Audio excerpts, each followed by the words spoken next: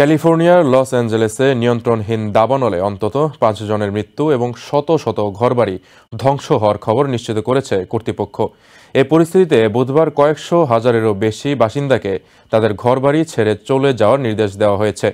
বেসরকারি আবহাওয়া পূর্বাভাসকারী সংস্থা অ্যাকুওয়েদারের বরাত দিয়ে রয়টার্স জানায়, দাবানলের কারণে ৫০ বিলিয়নেরও বেশি আর্থিক ক্ষয়ক্ষতির প্রাথমিক হিসাব পাওয়া গেছে। জেপি মর্গ্যান জানায়, লস অ্যাঞ্জেলেসের ক্ষয়ক্ষতির পরিমাণ ২০১৮ সালের ক্যাম্প ফায়ারের ক্ষয়ক্ষতিকে ছাড়িয়ে যেতে পারে।